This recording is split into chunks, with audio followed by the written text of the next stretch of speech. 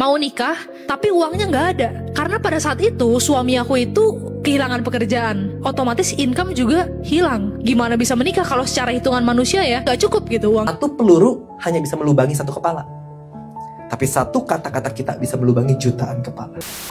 Lowest point, lalu papa juga tiba-tiba mengalami kebangkrutan dalam usaha. Singkat cerita, rumah dijual dan bingung harus bagaimana. Ketika berdoa, aku ngerasa kosong sebelum aku kenal Yesus.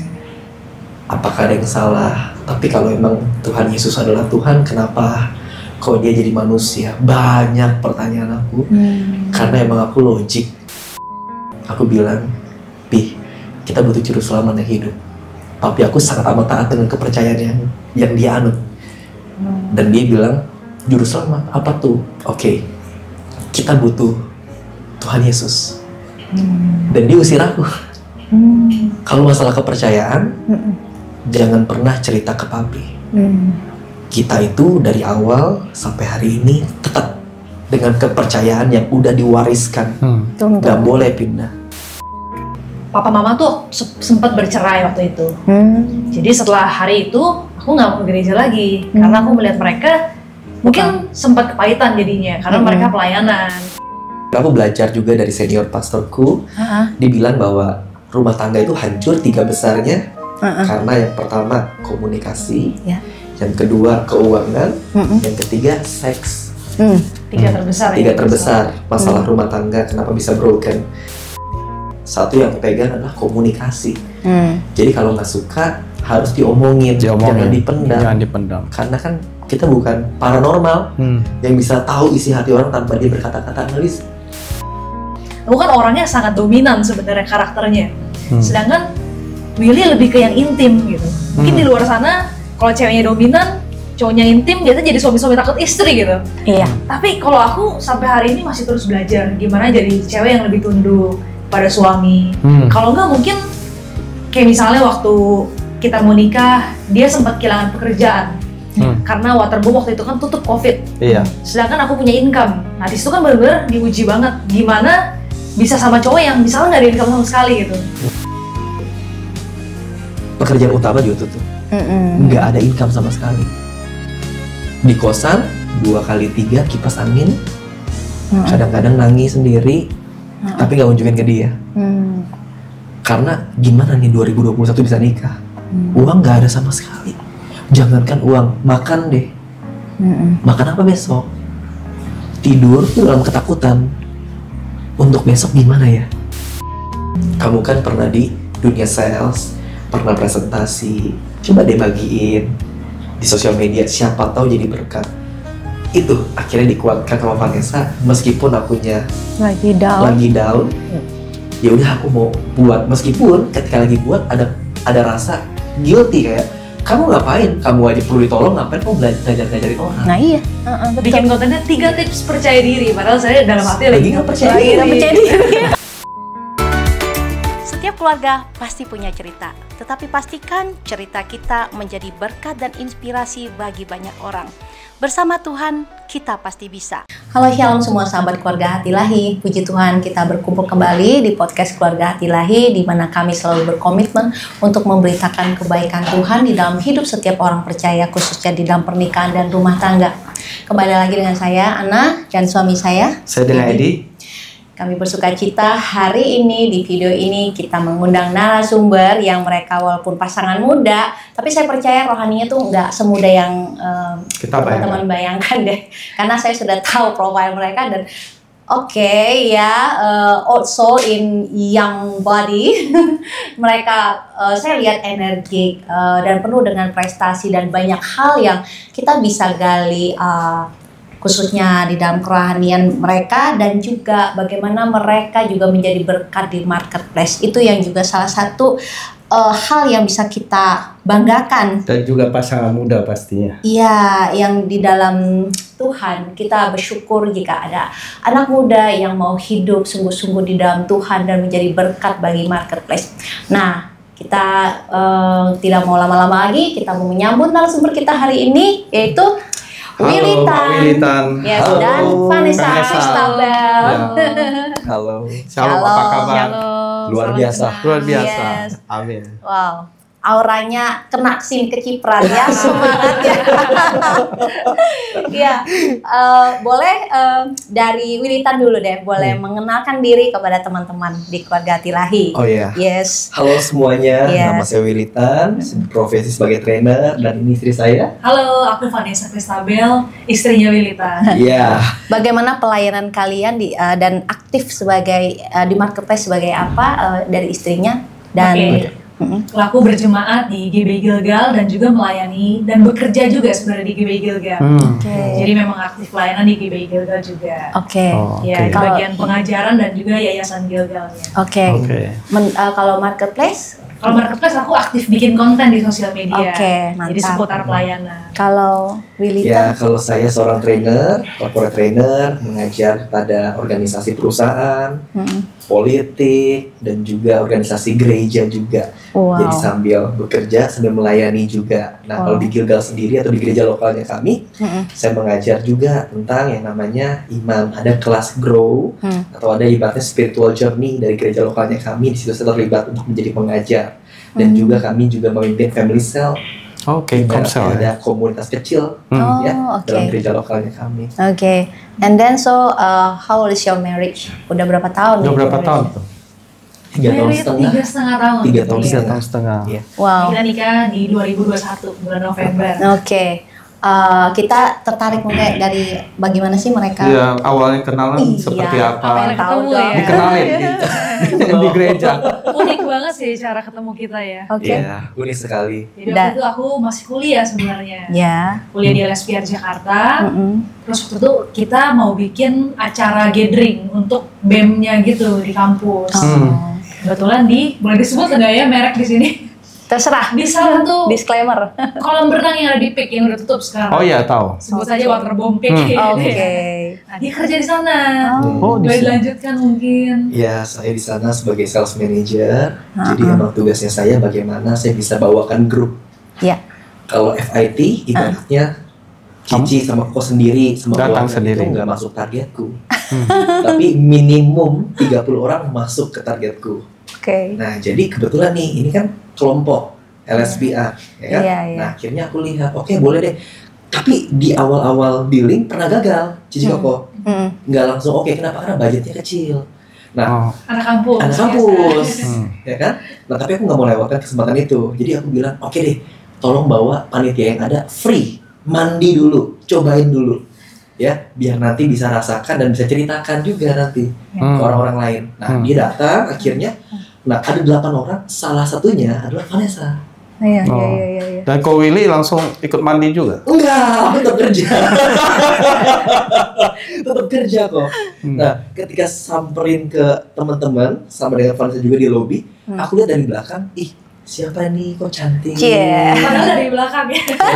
Belum lagi depannya ya. Belum lihat depan. Ya. Nah, totonya salah gimana?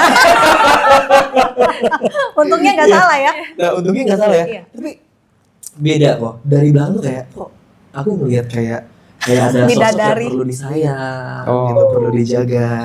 Pas lihat dari depan, wah ternyata Tambah manis lagi. banget, cantik banget. Nah, di situ lah Padahal perbedaannya. biasa kan cewek kalau mau berenang ya nggak make up, lancai gitu Iya. ya. Ini agak aneh sih, aku juga dari belakang lagi ya. Nah, singkat cerita ya udah aku bawa ke restoran biar kita meeting. Ya jadi sambil meeting dulu, selesai makan, baru nanti bisa renang kan. Nah, makan selesai. Cuman Vanessa ini orang yang sangat amat aktif bertanya. Jadi di saat saya sedang ngelihat dia suka, kayak ada orang kerdil di hati yang pukul-pukul palu di hati saya. Jadi deg-degan parah. Dia nanya terus, saya lemparnya ke orang lain gitu. Nggak berani ngeliat Oh, nggak dia. berani natap. Ya dia yang bertanya, saya ngeliatnya ke orang lain dari eye contact sama Vanessa. Kan deg-degan parah. Hmm. Bener-bener nervous. Nah, Karena seneng ya. Berarti love at the first kayak ada sight. listriknya gitu. Ada love at the first sight. Nah, akhirnya Wow. karena aku nggak bisa lama-lama, akhirnya jam 11 aku harus ke Gatot Subroto ketemu sama klien yang lain. Oke. Nah, salahnya aku sayang sama dia, kenal sama dia, dan aku suka sama dia. Lalu aku lupa Lupa nomornya. Oh. Namanya. Oh, namanya. Iya. Jadi setiap 8 orang yang ada di situ, aku ngeblank. Namanya siapa ya? Karena udah betul-betul kayak terpincut. aku nggak bisa ngelayanin juga karena eventnya dari Minggu, aku harus gereja, harus ada pelayanan waktu itu.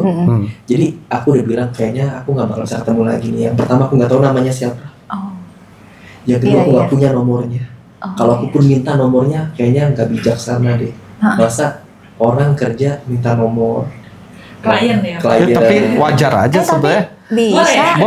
Boleh kan follow up. Iya. Oh iya. Aku cuma berpikirnya kayak terlalu jauh mungkin kok. Nah akhirnya aku cerita sama senior, aku suka nih sama klienku. Secara etika perusahaan aman gak ya? Oh nggak apa-apa, aman-aman aja kok. Dari situlah akhirnya aku mulai download Instagram.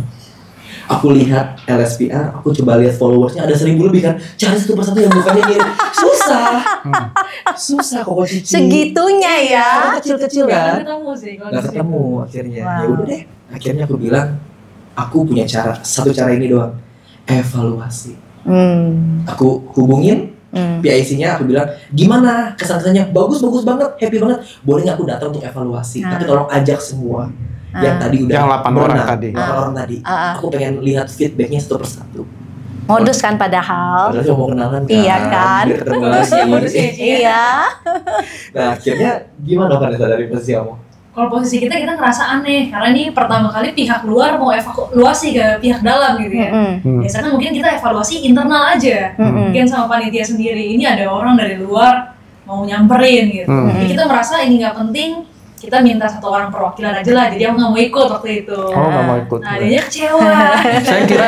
Saya kira Vanessa juga searching dia juga. Oh. Saling men-searching. Iya. Oh, waktu itu belum ada kesan-kesan gimana kamu? Sebenarnya waktu pertama kali aku lihat dia, Udah aku suka juga? Dia juga ganteng Oh, sih, tipe yes. aku juga. Gitu. Puji Tuhan. Tapi waktu itu aku mungkin bisa diceritain yang nextnya ya. Heeh. Aku minder lah, aku nggak ngerasa dia suka sama aku gitu. Jadi mungkin nggak ada Forgotten cara lah untuk kayaknya. kenal sama dia lah gitu. Kayak aku anak kuliah, dia koko-koko yang udah kerja gitu. Jadi kayak Oh, bedanya berapa tahun? 3 tahun sih. 3 Oh, tahun. oke. 3 tahun. Ya. Cuma dia waktu itu Udah mature banget mature, kelihatannya ya. apalagi senyumnya penuh aura kayak gini. Kalau lagi ngomong tuh auranya beda banget soal Lili itu. Jadi aku kayak, ini kayak terlalu susah digapai gitu kayaknya. Ternyata dia bucin. Itu singkatnya, Ci. Jadi dari evaluasi, meskipun gagal di pertama kali karena yang datang cuma presidennya doang, presiden BEM-nya doang. Ya aku sedih sih, karena tujuan aku bukan itu sebenarnya. Akhirnya aku bilang, oke semuanya lancar, makanannya enak, servisnya bagus. Tapi ada satu hal, kenapa mahasiswi kami ada yang diganggu sama timnya, tim yang di dekat airnya, dekat kolamnya, Oh lifeguard. iya, lifeguard. Aku sedih satu sisi, tapi satu sisi ada harapan. Hmm. Wah, kok gitu ya? Sebentar saya minta maaf ya kalau ada yang diganggu ya. Boleh nggak kita adakan evaluasi kedua? Tapi tolong dibawa semuanya, biar kita bisa tahu. Satu sisi sedih, tapi satu sisi Seneng. senang karena bisa ketemu Iya. akhirnya nih. Ada chance gitu. Dan ternyata yang diganggu adalah Vanessa. Iya, makanya aku baru mau nanya siapa yang diganggu. Yang mengganggu siapa? Kamu? No, bukan. Bukannya penjaga kolam. Iya, kita selfie. Candai. Iya, itu selfie biasa Kebetulan sih. ya yang diganggu dia ya. Iya. Pucuk dicinta ulang tiba. Benar. Jadi evaluasi kedua aku dateng lah. Yes, gitu. oke. Iya. Dan akhirnya dari situ aku ibaratnya kasih complimentary lah. Tiket boleh masuk 1 bulan. Kasih keluarga. 20 tiket waktu itu aku.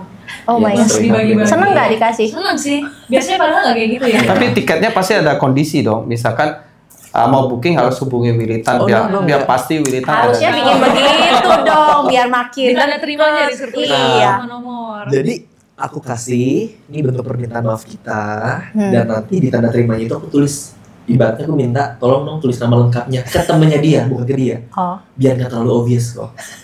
Oh dia tulis namanya ABCDE, aku tulis, aku masuk ke Instagramnya, ada Vanessa, masuk lah di situ. Akhirnya tahu nama dia Vanessa, tahu nama Instagramnya. Dari situ akhirnya Mulai stalking. berani. Mulai di DM. DM.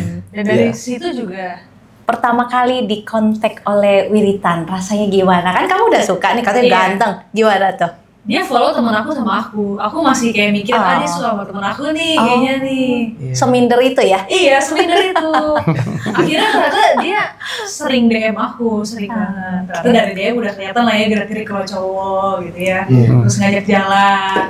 Gimana Dan tuh dari situ rasanya? Akhirnya seneng sih. Oke. Karena itu waktu itu juga sebelumnya tuh bukan baru sih, udah putus sekitar beberapa bulan lah. Jadi kayak dalam kondisi yang nggak baik juga gitu. Jadi ketemu dia seneng banget sebenarnya. Oke. Iya. Nah, sekarang saya mau nanya nih, rohani kalian, iman kalian nih, waktu berjumpa itu gimana? Mungkin dari Kalian? Piritan dulu, bagaimana? Apakah kamu udah Hmm. kerohaniannya gimana tuh Oh, iya. istilahnya? Oke, aku kenal Yesus 2016, kenal Vanessa 2018.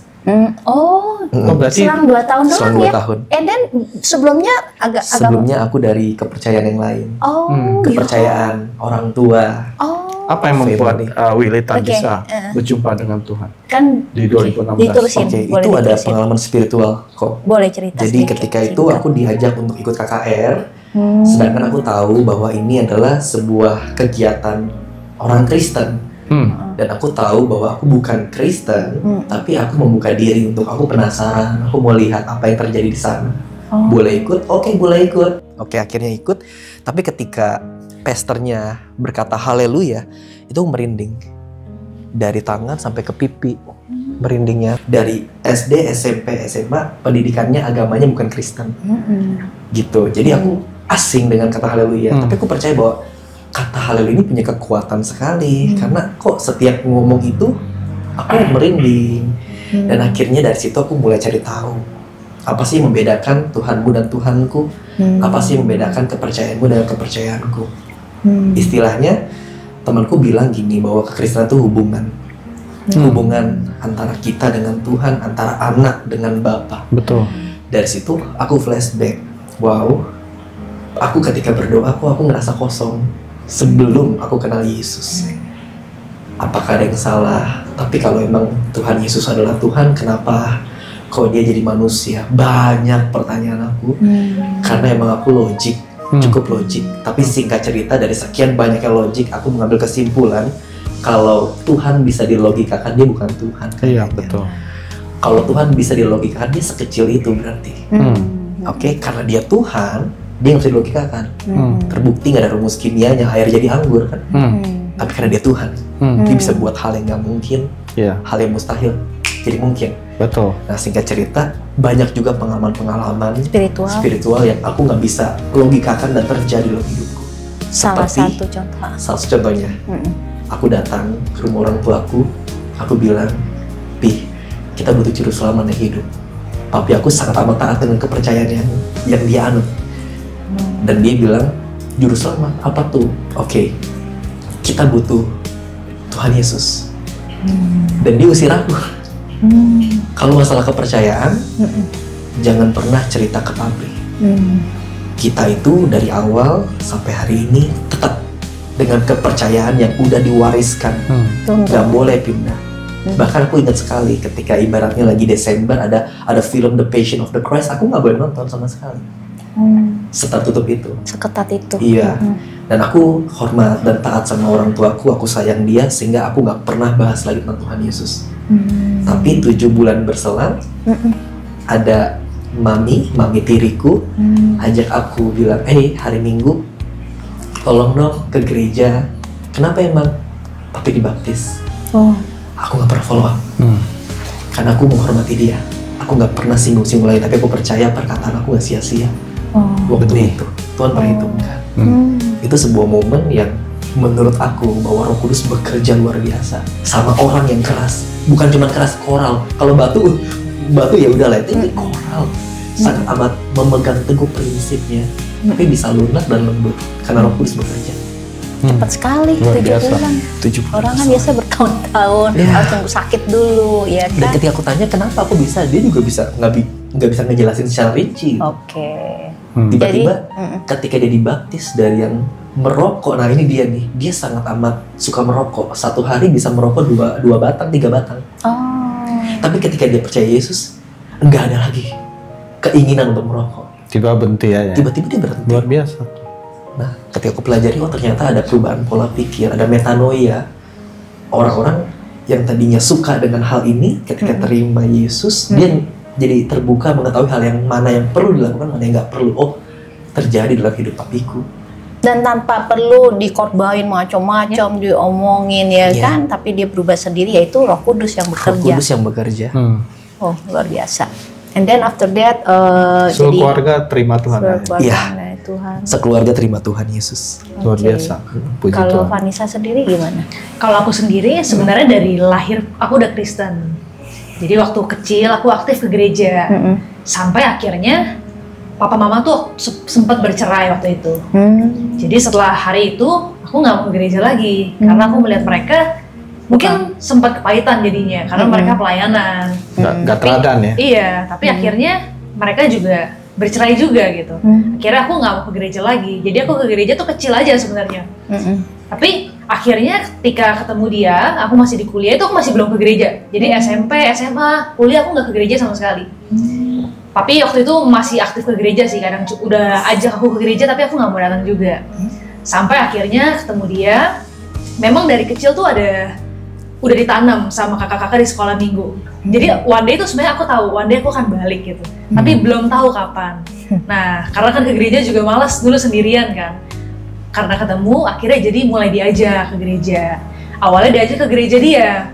Cuma waktu itu gerejanya itu isinya orang tua semua. Oma opa. Jadi mungkin kurang cocok. Akhirnya kita cari gereja yang deket nih sama rumah kita.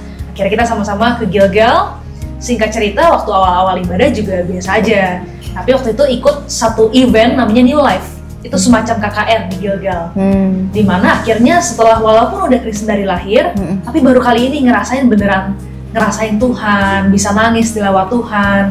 Jadi aku percaya itu juga ditabur sama kakak-kakak sekolah minggu kalau suatu hari harus balik nih ke sekolah minggu. Tapi sebenarnya baru benar-benar ngerasain Tuhan tuh di 2019.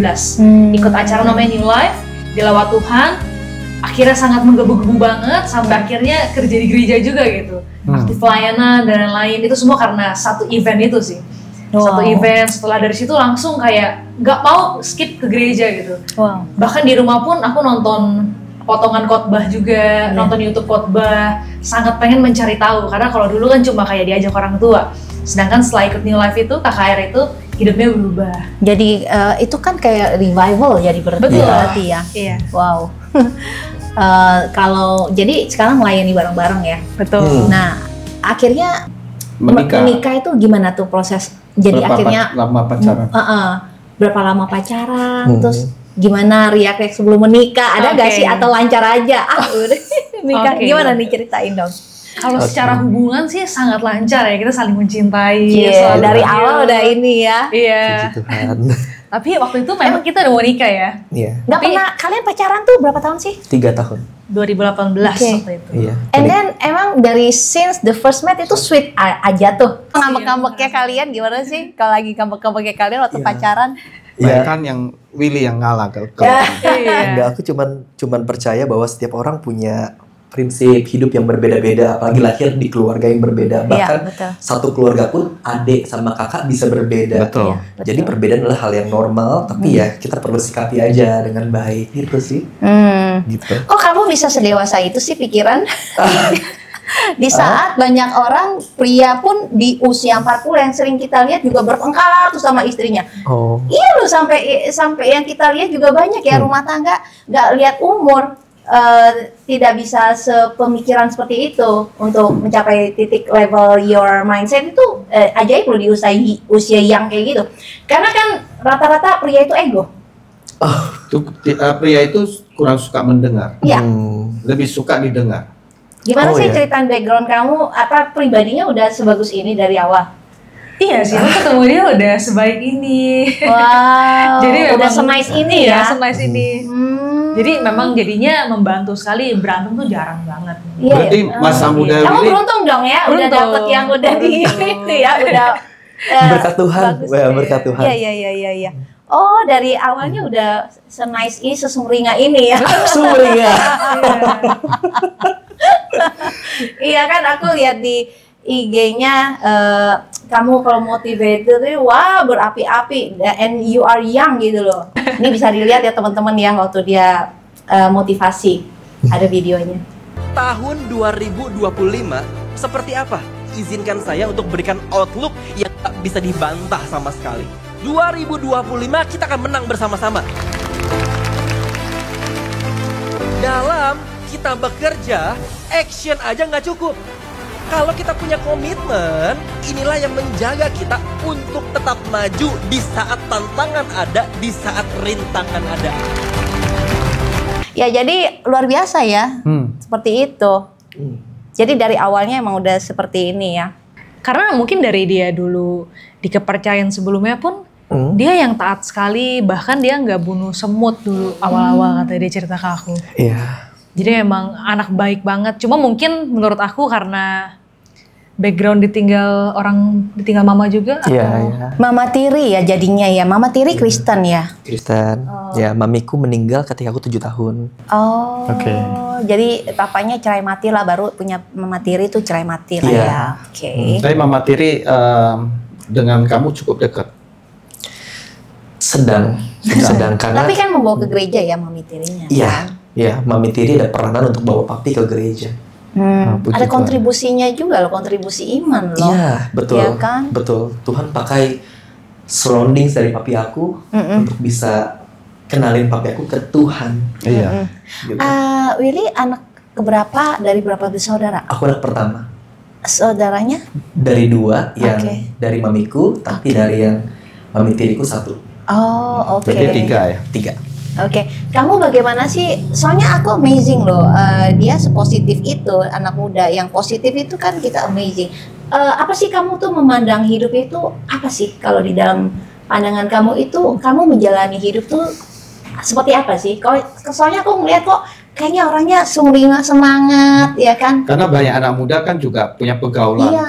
Ada yang negatif juga. Iya. Gitu ya. Apalagi di usia-usia muda, biasanya taunya main, hangout. Kok kamu kayak agak beda gitu loh?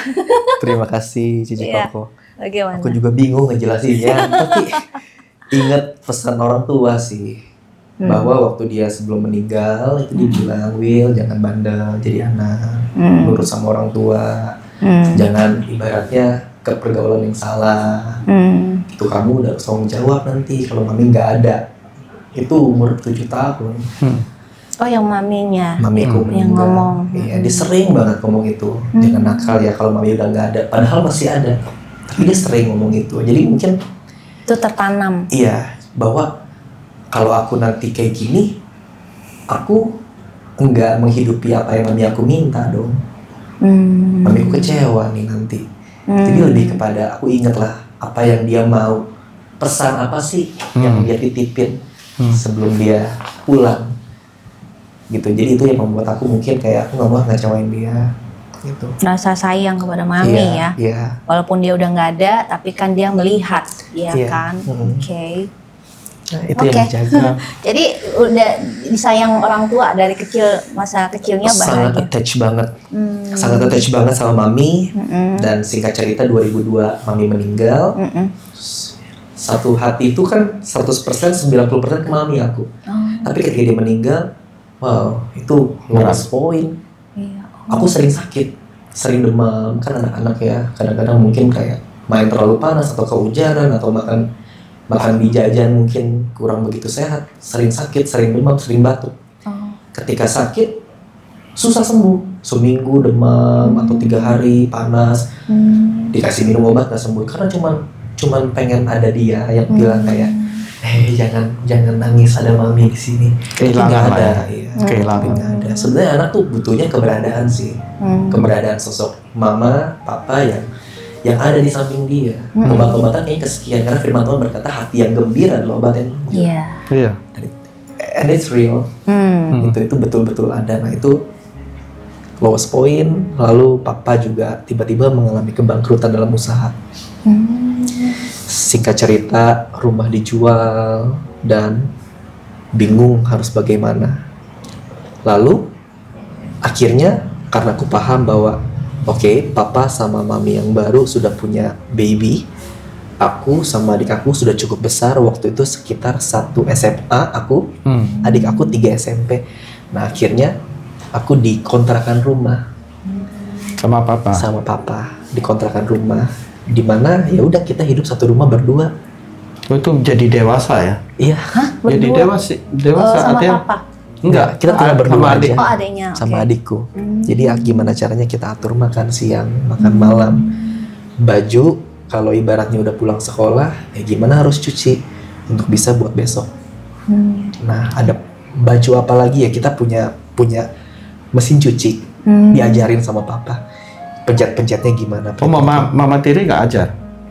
Nggak sering datang ke sana untuk jagain kalian? Sibuk dengan anaknya Iya, kayaknya. mungkin sibuk dengan anaknya. Mungkin sibuk dengan anaknya, jadi aku selalu berdua atau nggak bertiga sama papi. Tapi di tengah-tengah kamu kayak masa-masa seperti itu, nggak ada rasa, ya itu balik lagi ya, sayang ke mami, aku nggak mau nakal, nggak mau terpengaruh pergaulan-pergaulan yang misalnya, gue boring, gue ke klub lah, ke mana, nggak ada ya, nggak ada pas itu. Nggak ada. Karena itu balik lagi, love to your mami, ingin menjadi anak yang baik gitu ya. Iya. Jadi nggak neko-neko lah istilahnya ya. Yes. Sama karena mungkin untuk bertahan hidup aja udah susah. Betul. Gitu. Jadi susah nakal gitu ibaratnya. Jangan banyak gaya Iya, iya, makan aja harus cari sendiri lah ibaratnya dia kayak gitu. Iya. Dia mungkin pernah cerita, pernah seharian cuma minum susu kacang. Iya, iya. Waktu SMA. Iya. Makan sop sampai malam kayak gitu-gitu. Iya, aku aku- sendiri. Wow. Dari uang yang ada 10.000, aku bisa beli Indomie sebenarnya. Iya. Tapi ya takutnya kan aku nggak benar nih pencernaannya nih kalau makan yang instan, katakanlah kan setiap hari. Ya udah, aku akhirnya beli susu kacang. Karena menurutku itu kan tahu ya, atau dia ada karbohidrat. Ya udah, aku minum sama adik aku seharian. Kita nggak makan nasi karena udah nggak mau, uangnya emang udah nggak bisa. Jadi dari muda tuh emang udah diajar tough ya oleh keadaan. Dan juga basicnya mindset dia juga udah Dan nggak komplain ya nggak selama komplain ya di dalam hidup perjalanan kondisi itu, gitu ya. kondisi gitu ya. Nggak nyalain papa Nggak nyalain juga. papa ya, Iya, nggak iya. kesel sama papa ya. Nah, puji Tuhan karena papi juga udah punya keluarga yang baru, pasti tanggung jawab lebih berat lagi kan. Dan kondisi uang papa juga lagi susah kan. Ya. Jadi kalau untuk minta lebih juga kan membebani Iya, dia. iya, membebani. Dan Kasihan juga papa. sebenarnya papi kalau punya istri juga bukan salah dia, memang kan mami udah meninggal kan. Oke. Ya, sekarang balik ke pernikahan. Nah, Willy, saya mau nanya, kan kalian sudah menikah 3 tahun setengah. Nah, dalam 3 tahun setengah, ya mungkin masih tergolong baru ya. Iya. Tapi di dalam membangun pernikahan pasti ada terjadi kecocokan. Nah, dalam hal ini kalian bagaimana bisa membangun ini dengan baik gitu? Kan saya lihat pernikahan kalian itu sangat romantis. Sebentar, Tuhan. sebentar. Ada cuplikannya. Ini video mereka lucu banget kalau lagi bikin konten berdua nih ya. Ya ampun Van, kok rumah berantakan banget sih Van? Aku kan capek, Will, seharian habis ngurusin yang lain. Aku juga capek, Van. Ya, kamu Kamu- kira gampang ngurus rumah. Kamu kan istri.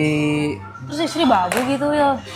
Ya bukan gitu sih, tapi at least kayak bisa bantu lah. Ya kamu aja kalau gitu yang kerjain sendiri. Van, sayang, kamu lagi capek banget ya, jadi nggak sempet ngurusin rumah semuanya. Belakangan tuh banyak banget kerjaannya, jadi lumayan capek. Gimana ya kira-kira, Will? Mau aku bantuin nggak? Mau lah.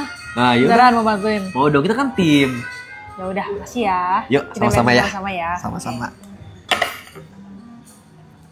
Mereka tuh kompak banget loh ya. Iya, bisa sebegitu.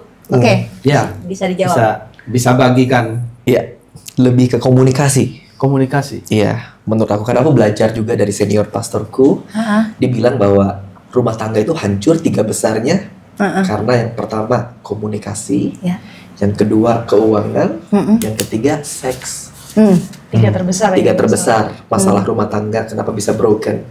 Nah, jadi dari awal kita telah diperlengkapi bagaimana cara kita membangun sebuah rumah tangga yang baik, nggak ujuk-ujuk langsung ngerti, tapi kita juga banyak bertanya sama mentor-mentor atau sama orang-orang yang kita anggap lebih senior sehingga kita bisa belajar banyak karena kita belum pernah melalui hal itu. Gitu. Nah, satu yang aku pegang adalah komunikasi. Jadi kalau nggak suka harus diomongin, jangan dipendam. Jangan dipendam. Karena kan kita bukan paranormal yang bisa tahu isi hati orang tanpa dia berkata-kata, nggak bisa. Nah, kalau kamu mungkin mau nambahin? Kalau aku merasa karena kita sangat mengandalkan Tuhan dalam pernikahan kita. Ya. Sering banget case misalnya nih ya, marah, berantem, ngambek-ngambek gitu ya.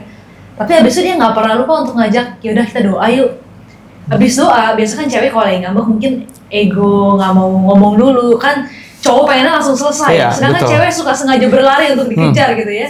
Tapi ketika dia ngajak doa, itu tuh 1 detik, 2 detik langsung aku bisa luluh, terus aku bisa bilang aku minta maaf ya. Jadi aku merasa Roh Kudus tuh banyak sekali perannya dalam pernikahan kita.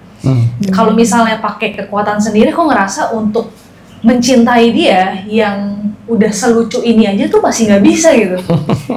Kayak sama di gereja kita, Pastor John selalu ngomong kita nggak bisa kasih apa yang kita nggak punya, dan Tuhan itu adalah kasih itu sendiri gitu. Betul. Jadi kalau kita ada Roh Kudus, itu aku baru bisa menyayangi dia. Jadi aku punya kesimpulan bahwa cowok yang udah sebegini aja, kalau aku nggak ada Roh Kudus, itu masih ada celah untuk aku kesel sama dia. Pasti ada kekurangan yang kita lihat. Pasti. Makanya sebenarnya harus ada Roh Kudusnya itu yang sebagai pengingat kita, terus benar-benar kita benar-benar mengandalkan Tuhan, dan semua tuh based on firman Tuhan gitu. Jadi balik lagi ke firman Tuhan. Contoh, aku kan orangnya sangat dominan sebenarnya karakternya. Sedangkan Willy lebih ke yang intim gitu. Mungkin di luar sana kalau ceweknya dominan, cowoknya intim, biasanya jadi suami-suami takut istri gitu. Iya. Tapi kalau aku sampai hari ini masih terus belajar gimana jadi cewek yang lebih tunduk pada suami. Kalau enggak mungkin kayak misalnya waktu kita mau nikah, dia sempat kehilangan pekerjaan. Karena Waterboom waktu itu kan tutup COVID. Sedangkan aku punya income. Nah disitu kan benar-benar diuji banget gimana bisa sama cowok yang misalnya nggak ada income sama sekali gitu. Tapi ternyata Tuhan selalu kuatkan kita gitu. Dan aku selalu belajar untuk tunduk dan untuk support dia gitu. Sebenarnya cowok itu cuma butuh disupport sih. Karena mungkin kita bisa cerita juga ya, dulu kan dia kerja kan, sekarang bisa jadi coach, itu kan prosesnya panjang sebenarnya. Dari seorang yang sangat tidak percaya diri karena kehilangan pekerjaan, walaupun dia senyum-senyum terus, tapi sebenarnya karena background dia tadi, dia orang yang sangat minder sebenarnya dalam hatinya gitu. Makanya butuh support istri banget. Istri itu perannya benar-benar penolong. Jadi memang tujuan aku support suami terus. Jadi suami lagi down atau lagi nggak ada job, justru di situ peran istri harus sangat bisa menguatkan. Jangan malah menyepelekan atau mungkin menyalahkan kondisi, karena kan kondisi itu bukan suami yang ciptakan, memang kondisi yang memang ada seperti itu. Kalaupun suami memang kita dapatinnya memang kebetulan memang nggak mau berusaha, kita pun sebagai istri harus terus mendorong dan mendoakan. Ya, jadi bersyukurlah kamu sudah menemukan penolong yang cocok buat kamu, yang sepadan. Ya, terima kasih kamu. Puji Tuhan. Jadi memang kalau rumah tangga itu memang harus ada rasa saling, maksudnya kita memang harus tergantung sama Tuhan ya, tapi juga ada ketergantungan sama pasangan itu dalam arti gini loh, kita harus sadar bahwa kita saling membutuhkan. Itu yang bikin kita attach loh. Kalau udah merasa gue nggak butuh lo, gue udah hebat, ya udah rumah tangga udah tinggal tunggu split aja sih sebenarnya. Nah seperti itu. Dulu juga saya pernah mengalami, udahlah arogan kan, kadang-kadang kita bisa arogansi melihat kelemahan pasangan, kita menjadi arogan. Nah di situ juga mungkin suami juga merasa dia udah punya perusahaan, dia sudah jadi bos, dia istri yang nggak kerja, ya sedikit mungkin look down lah kali ya. Aku juga jadi timbul tameng, kesel ya. Udah kita jadi kayak gapnya semakin lebar waktu itu. Masa kok bisa? Jadi kan kesel kan. Dia juga merasa dia mandiri. Dengan jalan dia sendiri. Nah itu kalau nggak ada Roh Kudus kan, dulu kami dari agama lama ya berproses juga akhirnya. Puji Tuhan, thank you Lord for saving us. Ya.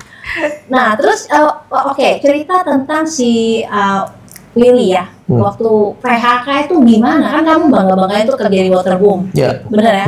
Nah, bangga menjadi sales, dengan PD-nya. Terus tiba-tiba waktu kehilangan pekerjaan tuh yang katanya down itu? Gimana? Down kenapa? Karena aku sudah 5 tahun di sana berkarir dan performaku good di sana. Aku punya mobil yang masih nyicil. Aku masih harus bayar asuransi aku. Aku masih harus bayar asuransi papa. Dan di saat itu juga keran yang tadinya mengalir itu berhenti seberhenti-hentinya. Tutup langsung. Iya, di bulan April. Maret COVID, April unpaid leave. Jadi aku nggak siap. Nggak ada tabungan waktu itu. Ada. Tapi nggak cukup banyak ya. Nggak terlalu. Bulan habis lah ya. Iya, paling 7 bulan habis. 7 bulan habis dikurangin semua ya, cicilan, dan aku butuh makan juga kan, bukan pohon bonsai kan. Nah, jadi makan kembali susu kacang doang. Balik lagi ke habit pikir, lama ya. Iya, aku pikir aku punya pengalaman tuh kemarin tuh bersyukur juga ya. Nah, Tuhan baik, kenapa? Karena aku nggak punya sakit mah. Kalau punya sakit mah bingung. Mateng nih, gimana nih makan ya kan? Nah, untung nggak ada sakit mah. Nah, itu budget makan kita, coba tebak deh, 1 minggu berdua berapa? Waktu COVID itu. 1 minggu. Saking hematnya 100.000 350 Bener, Seminggu. 100 ribuan. seminggu. Berdua seminggu. tuh kan. Jadi waktu itu ada yang masih promo-promo tuh banyak sekali ya. Aplikasi-aplikasi Iya. baru mulai. Itu kita beli sop, kita masak nasi, itu kita makan tuh sampai malam. Kayak gitu. 100.000 seminggu. Jadi nasi tuh stopnya 3 sendok ya. Iya, 100 sampai 150 ribu, maksimal 150 ribu. Yang penting ada rasa gitu Yang penting ya. ada rasa. Tapi lebih baik makan dengan hati yang gembira daripada makanan penuh dengan lauk pauk tapi penuh dengan kejengkelan. Wah, Betul. Betul. very good quotes sih. Iya. Jadi waktu lewatin kesusahan gitu kalian berdua tuh nggak yang merungut-rungut. Nah, Mungkin karena backgroundnya udah pernah susah dulu. iya. Dan memang masih susah juga sih waktu itu ya. Jadi Iya. kayaknya kayak gitu masih Biasa aja. lah ya buat kita ya. Kalau aku sebagai pria, aku mikirin dia. Iya. Aku stres Hmm. karena gimana mau nikah gitu. Oh, waktu itu belum nikah. 2020. Iya, Kita menikah 2021. Oh, Ini oke. sebenarnya lagi nabung nikah, Menjelang, makanya kita sehemat oke. itu Iya, sebenarnya. bahkan abis dari pekerjaan, pulang kerja, kita buka usaha nasi. Covid tadi. Iya, jual nasi di Pantai Nakapuk. Oh. Di pinggir jalan itu namanya Proplicious. Oh, Jadi oke. nasi ada topping ada bambu babi. kulit, ada sambal matang gitu-gitu lah. Tapi waktu Covid Iya. tutup juga akhirnya. Nggak Karena nggak bisa. bisa buka. PPKM level 1, 2, 3, nggak bisa buka. Akhirnya usaha tutup, pekerjaan utama juga tutup. Nggak ada income sama sekali. Di kosan 2 kali 3 kipas angin, kadang-kadang nangis sendiri, tapi nggak unjukin ke dia. Karena gimana nih 2021 bisa nikah? Uang nggak ada sama sekali. Jangankan uang, makan deh. Makan apa besok? Tidur tuh dalam ketakutan. Untuk besok gimana ya? Gitu. Bukan tidur ya tidur istirahat, tapi tidur tapi masih bekerja. Besok makan apa? Besok gimana? Penuh dengan Nah waktu itu adek gimana? Adek papa gimana? Gak terpikir untuk cari bantuan dengan mereka? Nggak, aku nggak mau menyusahkan. Nggak mau menyusahkan Ya, papa. ya struggling sendiri. Ya, nggak mau menyusahkan papa. Tapi kalau adik, dia itu nggak seperti aku yang unpaid leave, enggak. Oh, dia masih Dia tetap masih ada. aman. Aku yang betul-betul zero income. Itu sempat berapa lama tuh ketakutan seperti itu? Wah, cukup lama karena nggak mudah. Di zaman itu kan ibaratnya orang-orang yang kena layoff banyak. Sedangkan orang-orang yang buka lowongan kerja sedikit. Sedikit ya. Jadi demand-nya tinggi, supply-nya nggak ada. Sehingga rebutan. Nah, akhirnya dari situ aku ingat masih ada uang. Oke deh, aku masih ada uang untuk bertahan hidup. Aku puterin jualan sepeda. Oh Sepeda iya, hit. ya lagi hit. Nah, cuman aku Brompton begitu bukan. Aku ibaratnya beli di Loak. Ya, di Loak aku lihat masih bisa nih untung-untung 300.000. Lap ya kan. Lalu ibaratnya yang karatan-karatan dibersihin semuanya masih bisa tuh putar, tapi ada satu momen aku ngelihat bahwa grafiknya turun, nggak secepat itu perputarannya. Aku jual bersih dulu dan terbukti benar-benar tempat waktu langsung turun jualan sepeda. Masih ada income dan akhirnya lewat Vanessa bilang, kenapa nggak buat konten?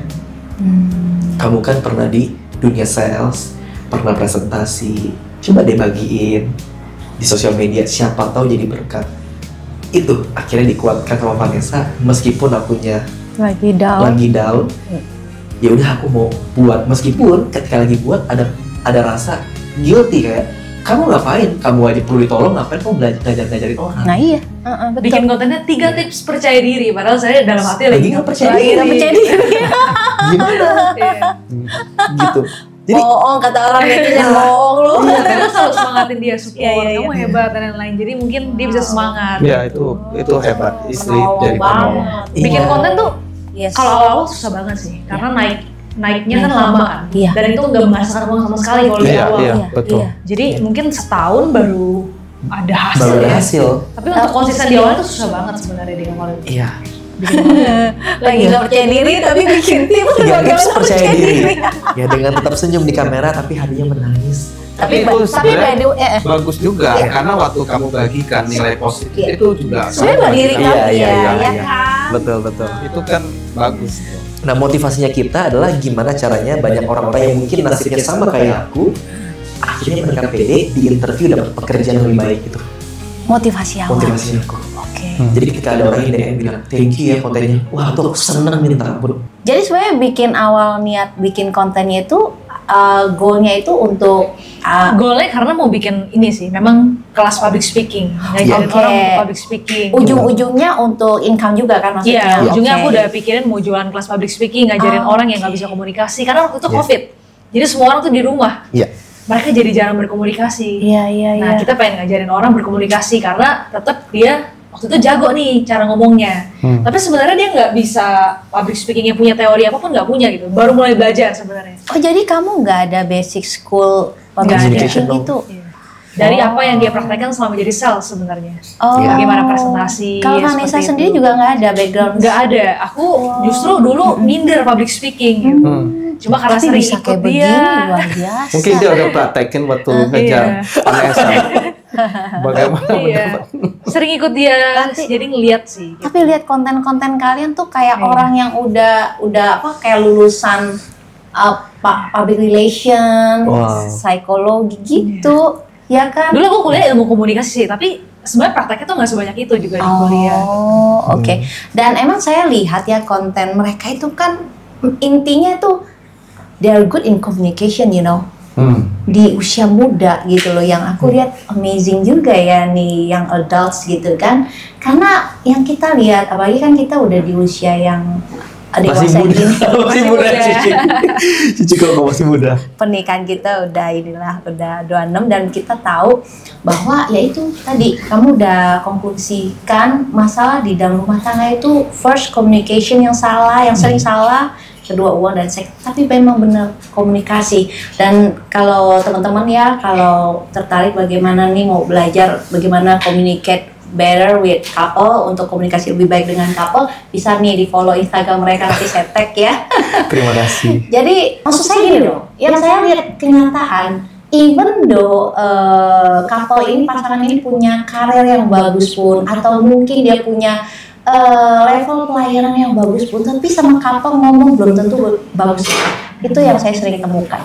Nah ini kalau mereka bisa have communication skill yang bagus, ini yang memang makanya harus di-impact ya, belajar ya. Ya, karena komunikasi skill itu bukan hanya bicara, tetapi mendengar.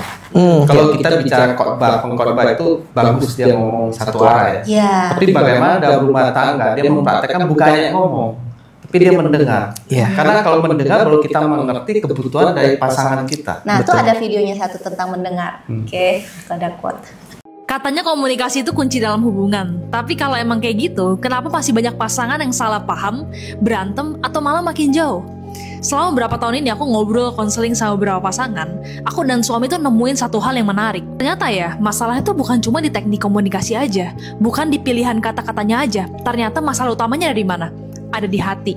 Yang benar-benar bisa ubah cara kita berkomunikasi adalah saat kita sadar kalau setiap perbedaan itu bukan ancaman atau kekurangan aja, tapi juga justru kesempatan buat bertumbuh. Rendah hati itu jauh lebih penting daripada sekedar menangin argumen. Karena waktu kita mulai komunikasi dari hati yang terbuka, bukan dari ego yang pengen menang, hasilnya bakal beda banget. Jadi kalau kamu ngerasa komunikasi dengan pasangan makin berantakan, coba tanya ke diri sendiri, aku lagi mau mengerti atau cuma pengen merasa benar ya? Betul, jadi harus mendengar ya.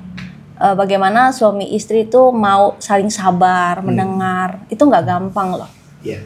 Ya kan, kenapa sih kalian kok bisa punya feel yang kayaknya bisa punya tune seperti itu? Orang bilang apa ya? Apa sih dibilang tuh yang dua couple goal yang udah kayak satu sama lain, bingung, aku lupa namanya apa? Satu Soulmate. Soulmate, ya soulmate. Kok bisa seperti itu kalian soulmate-nya terus sama komunikasinya sampai manis banget. Kita masih belajar juga sih Iya. sebenarnya. Tapi memang di gereja kita ini value-nya itu memang family banget gitu di Gilgal. Jadi memang khotbah-khotbahnya tuh praktikal sekali. Dan memang di Gilgal ini Pastor Juan juga sangat peduli dengan couple-couple, selalu ada acara marriage. Jadi selalu diajarkan sebenarnya. Nah ini penting ya, Hal-hal gereja seperti itu penting untuk gitu mengajarkan tentang family. Soalnya gini loh, memang kalian tuh memang masih young marriage ya, memang 3 tahun. Tetapi biasanya orang jangan kan 3 tahun, 1 tahun aja udah diribut-ribut biasanya. Nah ini bisa 3 tahun dan you're still sweet gitu sama lain. Ya luar biasa sih, dan pastinya harus di maintain terus. Nah kiat untuk maintain ini ke depan kalian ini, boleh dari kamu apa, dari kamu apa, kan pengen sweet terus dong sampai tua. Amin. Ya kan, sampai anak cucu. Apa tuh kiat-kiatnya Terus dari- menjaga. Yes. Nah, aku suka dengan quotes seperti ini. Ada quotes yang berkata, to you to live a significant life, what you have to do is intentional. Jadi terjemahannya boleh diterjemahkan? Untuk kamu yang ingin hidup secara signifikan, yang perlu kamu lakukan adalah lakukan dengan sengaja. Nah, jadi kadang-kadang kalau kita nggak sengajain, nggak terjadi. Contohnya, sengaja yang namanya makan malam berdua. Sengaja yang namanya pergi hangout bersama. Sengaja untuk buka ruang diskusi. Sengaja untuk main pijit-pijitan. Nah, itu semua perlu dibangun. Kadang kita ngerti, oke, harus seperti ini ya untuk dalam dunia pernikahan. Tapi seringkali kita lupa untuk lakukan karena nggak dilakukan dengan kesengajaan. Kenapa nggak sengaja? Karena mungkin di luar sana laki-laki udah kerja capek. Apalagi mikirin tentang hangout. Aku aja pengen tidur, pengen rebahan, pengen istirahat. Nah, yang perlu dilakukan, yang aku pahami adalah sengajain aja. Nah, karena setiap value yang ada kan semua berawal dari dasar. Dari hal basic. Nah, ketika dilakukan dengan cukup konstan, pasti nanti jadi pola. Pola itu yang jadi culture dalam keluarga. Kurang lebih itu sih. Jadi menjaga habit-habit yang baik untuk menjaga relationship dengan couple ya. Iya. Habiskan banyak waktu. Itu penting sekali. Jangan sampai di luar sudah kerja, pulang ke rumah saling main handphone, nggak ada komunikasi, nggak bisa. Saatnya yuk sama-sama me time. Saatnya kita ke mall yuk, olahraga bareng yuk. Ya, keliling komplek aja jalan kaki. Pasti ngobrol deh. Oke? Kita nonton Netflix sama-sama yuk. Di sana lagi buka restoran baru, cobain yuk. Gelato, ice cream, apapun itu. Kita ke sebuah kota yang jarang pernah kita samperin, jauh nih dari rumah 20-30 km. Ayo, malam-malam lapar, makan apa ya? Kesana yuk, jauh-jauh yuk, gitu. Jadi selalu menjadi teman perjalanan. Iya.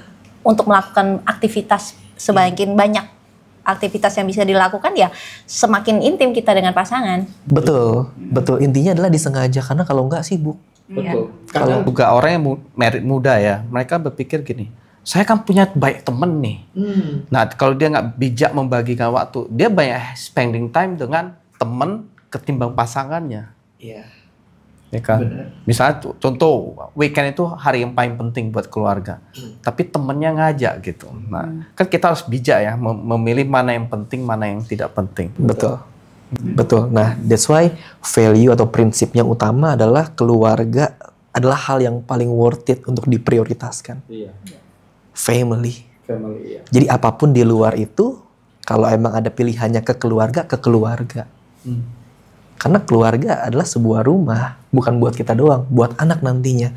Jangan sampai anak ke rumah nggak feels like home. Banyak orang yang di luar sana banyak orang yang harusnya nggak lembur tapi dilembur-lemburin. Biar apa pulang istri udah tidur, udah aman.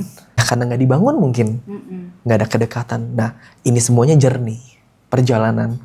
Jadi perlu dibangun. Kalau dari Vanessa mungkin. Ya sebenarnya udah lengkap banget. Tapi mungkin untuk bisa seperti itu harus bisa saling mau belajar sih. Iya. Karena kan pasti kita memang banyak bedanya gitu. Iya. Tapi kita dia suka evaluasi. Misalnya kayak beberapa bulan sekali dia nanya, aku gimana, kurangnya apa aja, kamu nggak suka aku apa aja. Jadi dia selalu mau evaluasi sehingga hubungan lebih baik gitu. Jadi Willy berhasil menciptakan rasa aman di mana aku lebih suka hangout sama dia dibanding sama teman-teman gitu. Kalau ditanya kita me time-nya biasa ngapain? Kita hampir nggak pernah me time karena menurut aku waktu paling menyenangkan adalah ketika bersama dia gitu. Kayak kalau orang lain kan mungkin masih butuh waktu sendiri atau ngobrol sama temen. Kita kayaknya hampir lebih suka berdua ya. Jadi mungkin harus menciptakan rasa aman, bisa nyambung ngobrolnya dan lain-lain. Dan itu sih yang bikin kita jadi klop banget gitu. Karena aku merasa dia soulmate aku banget gitu. Dan jangan fokus sama kekurangannya gitu, tapi fokusnya gimana caranya ya udah sama apa yang kita bisa improve sama-sama aja. Iya. Belajar berkembang bersama aja. Amin. Iya. Makanya lucu kalau ada pasangan tuh yang awalnya manis misalnya, lama-lama berjalan, lama-lama jadi dia bilang gini, enak gue liat muka lu. Mestinya kan makin berjalan, makin melekat. Harusnya Iya. makin Kayak saya sama kangen istri 26 tahun, ya mestinya jalan makin lama Jangan makin di mall, lebih pokoknya selalu harus kayak pacaran. Gitu. iya. Jalan ke mall selalu harus pegangan. Makanya saya bilang sama gitu. istri saya bilang, kalau nggak dipegang, kok tangan kamu nggak pegang aku sih? Protes kita harus seperti orang pacaran. Hmm. Walaupun menikah udah 20-an tahun. Iya. Itu nilai yang harus dibangun. Iya. Iya. Terus bahkan dia orangnya lebih intim ya, kamu juga intim ya? Iya sama, kamu juga sebenarnya intim, ada intimnya. Jadi aku yang mandiri, dia yang kayaknya mana kamu di mana gitu, pokoknya kayak gitulah. Ya, Aku kalau ya, saya apaan sih gue pulang lagi rumah, sibuk gitu. Pertama saya cari pasti dia. Iya, padahal kita lagi sibuk, Balu apa anak. sih ribut nih, ntar aja gitu, kayak gitu. Jadi ya memang tips rumah tangga itu istilahnya gini loh. Always build the love feeling, selalu membangun perasaan cinta itu. Iya. Sekalipun mungkin paginya ini couple tuh ngejengkelin kita misalnya, tapi sebagai anak Tuhan kan dibilang jangan terbenam matahari sebelum padam amarahmu. Iya. Jadi siangnya beresin lah gitu, supaya pas dia pulang kantor kita ketawa lagi sama dia kan. Betul. Build the feeling lagi kan. Berarti benar kita juga harus mengusahakan perasaan cinta itu, gitu loh. Kalau disimpan kan pulang kantor kita ngeliat dia udah enak mukanya, sebel karena nggak diberesin kan. Betul. Nah itulah yang saya juga lihat yang terjadi banyak couple. Ya. Dan bagiku keluarga itu penting sekali untuk dijaga, sangat penting. Karena gimana bisa kita melayani di luar kalau di keluarga berantakan? Betul. Iya. Gak bisa. Bagaimana kita bisa kerja dengan maksimal di luar kalau dalam rumah berantakan? Betul. Tapi bagaimana dengan orang tuh yang juga dia lebih memprioritaskan untuk mencari uang lebih banyak untuk menghidupi misalnya keluarganya dengan alasan papa kan sibuk karena untuk membiayain kalian juga, tapi sibuknya ngalor ngidul sampai hubungan pasangan juga ngalor ngidul. Yang penting dia pikir gua penuhin uang buat kalian. Ya seperti itu juga banyak yang memprioritaskan uang. Itu mengorbankan sesuatu yang penting keluarga hanya demi uang. Begitu dapat uang, ini udah dingin. Menurut Willy sama Vanessa pandangan orang seperti itu gimana? Oke. Pasti yang melatar belakangi karena ada pengalaman masa lalu mungkin yang menganggap bahwa uang itu ya harus dikerjakan dan harus diusahakan apapun terjadi. Dan paling parahnya lagi mungkin sampai mengorbankan hal-hal yang esensi seperti keluarga itu sendiri. Bagiku yang terbaik adalah mengusahakan tanpa mengorbankan. Iya. Artinya adalah apa? Ada proporsinya. Balance. Ada balance-nya. Oke lah kalau emang ternyata kamu adalah workaholic. Tapi masa iya 24/7 gak sama aku? Apa karena workaholic itu kita bisa menormalisasi bahwa karena kerjaan wajar dong aku gak main sama istriku. Karena kerjaan wajar dong aku gak main sama anakku. Ya aku takut adalah kalau seperti itu jangan sampai kita pulang ke rumah malah dipanggil om sama anak. Karena gak ada kedekatan. Dan yang paling parahnya lagi ketika anak dan istri butuh solusi, dia nggak bercerita ke suami. Ceritanya ke teman. Cerita ke teman. Nah itu buka celah lagi. Cerita ke orang lain. Sehingga balik lagi fungsi suami nggak jalan dengan baik. Betul. Nah jadi apakah salah untuk mencari uang? Nggak salah. Tapi kalau sampai mengorbankan, menurutku ada yang perlu dievaluasi. Betul. Visinya udah salah. Iya. Ya. Kalau dari pandangan kamu mungkin? Sama, sebenarnya kita berdua juga sibuk gitu. Aku kadang harus ke pelayanan, Willy harus ngajar di perusahaan-perusahaan. Tapi aku selalu make sure kalau misalnya kualitasnya itu lebih dari kuantitas gitu. Mungkin banyak orang yang waktunya banyak berdua nih, tapi ternyata waktu mereka berdua juga main handphone sendiri mungkin, nggak benar-benar quality time gitu ya. Sedangkan dengan waktu yang ada ini, bagaimana nih maksimalkan dengan baik sehingga berkesan banget gitu. Jadi walaupun lebih sedikit waktunya, tapi karena dibuat sangat berkesan sehingga hubungannya tetap awet gitu. Dibandingkan sering ketemu tapi kayaknya sia-sia aja ya, kayak cuma main handphone atau ngapain gitu. Jadi maksimalkan waktu yang ada sih. Dan kalau misalnya bukan prioritas, biasanya kan nggak didahulukan kan. Harus benar-benar jadiin list prioritas lah ya. Nggak ada orang yang terlalu sibuk banget sebenarnya kan. Pasti bisa lah diusahain gitu kalau emang pasangan kita penting. Masalahnya mereka menilai ini penting apa enggak gitu. Kalau aku menilainya penting gitu. Oke. Terus untuk menjaga hubungan kalian dengan Tuhan ya, itu kan kalau sendiri dengan berdua kan pasti ada beda lah ritual-ritualnya. Kalau untuk kalian berdua bagaimana? untuk menjaga hubungan dengan Tuhan, dan juga untuk kalian sendiri ritual-ritual yang kalian lakukan? Oke, ada momen sendiri, ada momen berdua. Mungkin kalau yang berdua kita usahakan untuk worship bareng gitu ya. Setiap hari? Kita lagi usahakan tiap hari tuh. Cuma kadang karena nggak dapet waktunya, hampir setiap hari gitu ya. Tapi sering lah, ibaratnya sering. Yang pasti doa udah pasti selalu harus, itu udah pasti setiap hari. Doa setiap hari, dia setiap pagi nggak pernah lupa untuk doain aku juga. Aku selalu doain dia juga, malam juga. Terus ya itu worship. Kalau worship tuh menurut aku lebih intim juga sama Tuhan. Jadi itu momen-momen kita berdua ya. Di luar dari situ ya ada lagi masing-masing pendalaman firman biasa. Masing-masing ntar kita sharing gitu dapat apa gitu. Kalau misalnya untuk pesan-pesan buat anak muda pernikahan zaman sekarang, soalnya sekarang kan anak muda itu memudahkan free sex lah, pandangan-pandangan yang agama kayak udah dianggap jadul gitu. Sedangkan kalian tuh baru pasangan muda nih yang bernyala-nyala mencintai Tuhan. Menurut saya ini kan hal yang langka di zaman sekarang sebenarnya. Pasangan muda mencintai Tuhan dan pastinya ingin selalu dekat sama Tuhan. Mungkin boleh pesan buat anak-anak muda ya zaman sekarang. Bagiku back to basic sih. Kembali ke dasar. Dasar yang benar itu apa? Firman Tuhan. Karena firman Tuhan berkata kalau dasar-dasar dihancurkan, apalah yang dapat diperbuat oleh orang benar. Jadi balik ke dasarnya. Bahwa pernikahan itu yang emang berkenan bagi Allah seperti apa. Terkadang gini, sebenarnya setiap dari kita orang-orang percaya ada Roh Kudus kok. Kita nggak perlu menafsirkan mana yang benar, mana yang salah. Sebenarnya ketika kita melakukan kesalahan, Roh Kudus menegur dalam hati. Ada rasa nggak nyaman, ada rasa ketidaksukacitaan. Nah itu perlu diuji berarti. Nah jadi dasarnya harus benar untuk membangun keluarga yang baik. Gitu.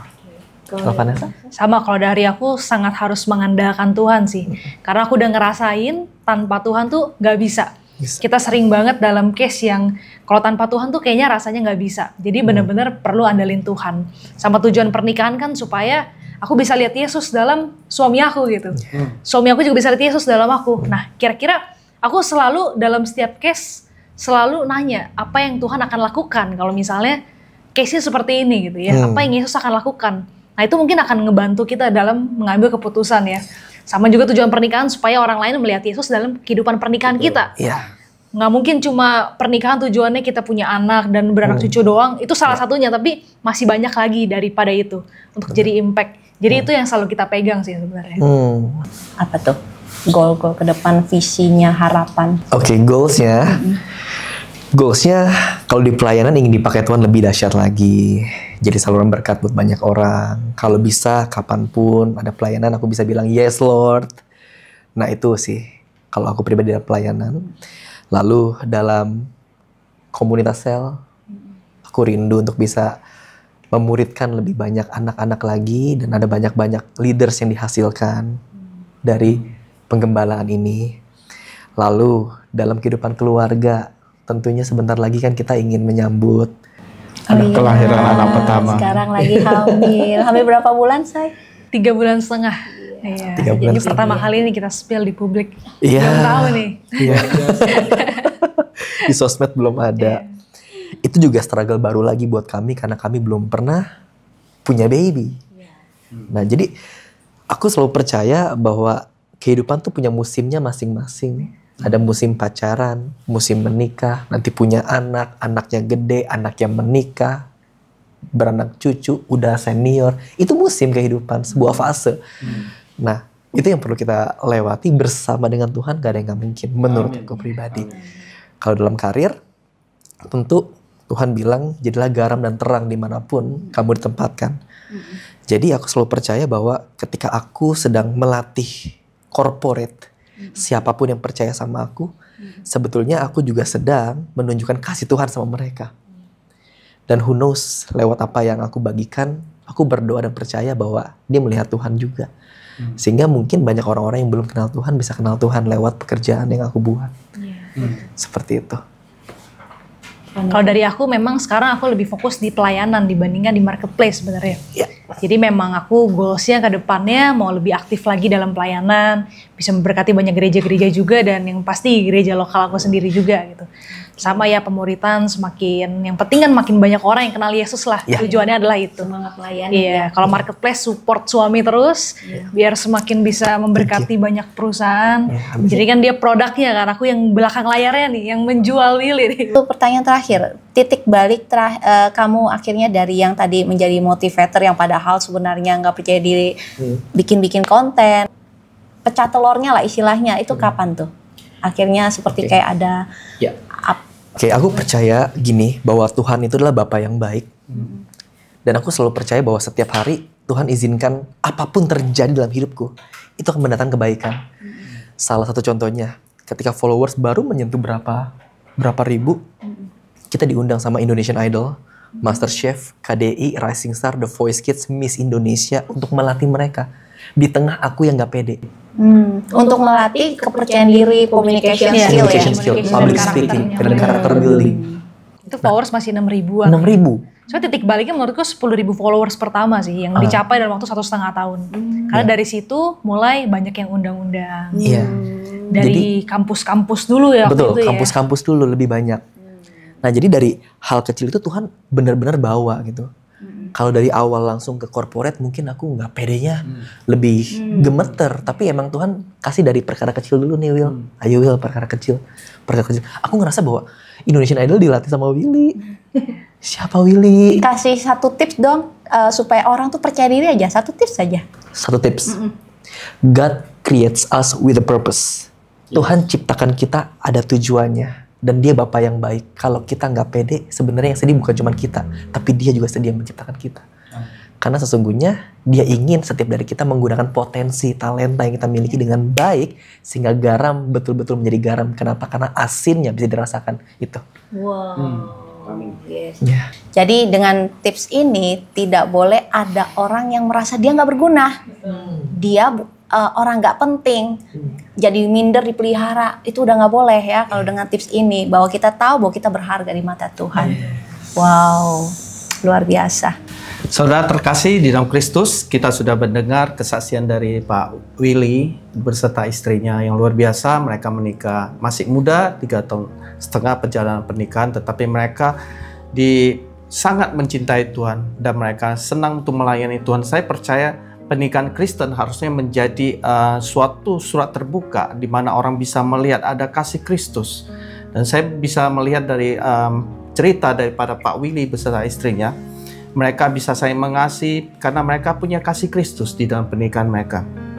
Mereka tahu bahwa peran seorang suami harus bisa mengasihi istri, demikian juga seorang istri harus tunduk kepada suami. Itu sebagaimana diajarkan di dalam Kristus, dan mereka tidak melihat kekurangan masing-masing pasangan, tetapi mereka bisa melihat ada kelebihan-kelebihan yang Tuhan berikan di dalam pasangan mereka masing-masing.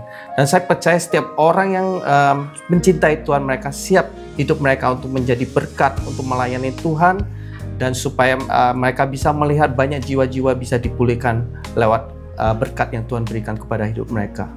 Ya, dan saya sangat bersyukur melihat anak muda ini, dan saya melihat bagaimana semangat mereka untuk selalu berbagi kebaikan kepada banyak orang, dan terutama bahwa mereka sadar bahwa ada terang dan garam di dalam diri mereka ya. Sebagai anak Tuhan, mereka juga pancarkan kepada banyak orang. Seperti dikatakan bahwa terang itu tidak bisa ditutup oleh gantang, dan dia harus bersinar.